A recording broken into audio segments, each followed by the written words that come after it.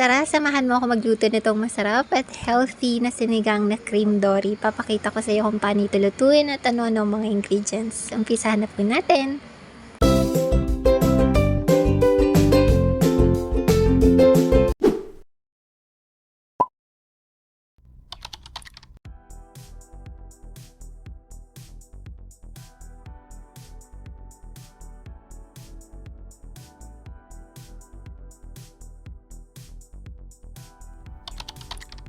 Bago tayo mag-umpisa sa pagluluto, ipapakita ko muna real quick kung paano natin tatanggalan ng katas itong ating green lemon. Sobrang katas po ito at sobrang bagonin niya sa sinigang. So ganito lang po yung ating pag-slice. Gagamit lang tayo nitong juice extractor para matanggal natin yung katas nitong ating green lemon.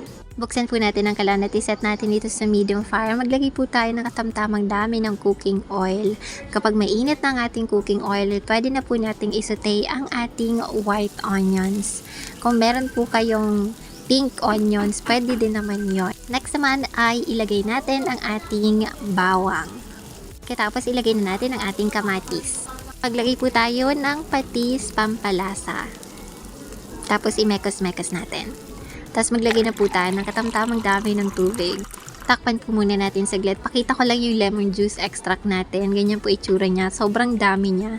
Tapos ayun, kulong-kulong-kulo na yung tubig natin. So, gagawin natin, lalagay na natin itong ating string beans or sitaw. Sundan natin itong ating talong.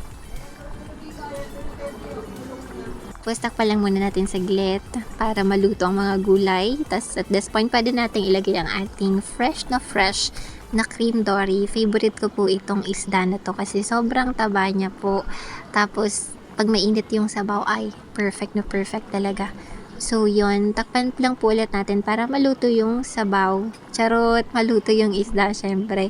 So yun, kulong-kulo na siya. So pwede na nating ihulog itong ating pechay bagyo na green na talaga siya. So ibig sabihin, fresh na fresh o kaya naman ay bagong pitas lang siya.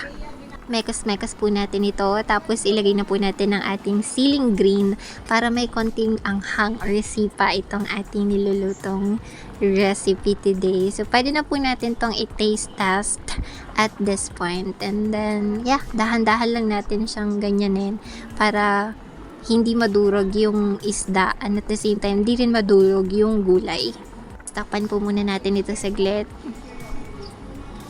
Ayan, since kulong-kulo na siya, as you can see, luto na rin po yung gulay niya. So, pwede naman natin siyang lagyan nitong ating konting asin kasi tinikman natin kanina, kailangan pa ng ekstrang pampalasa. Tapos, naglagay din po tayo ng Maggi Magic Sarap. Siyempre, hindi mawawala yan sa mga recipes natin. Pero kung wala kang ganyan, asin lang, tsaka yung lemon juice kanina ay enough na. Tapos, imekos-mekos lang din po natin para pantay-pantay yung pagkakadistribute ng lasa sa lahat ng ingredients na nakikita mo ngayon.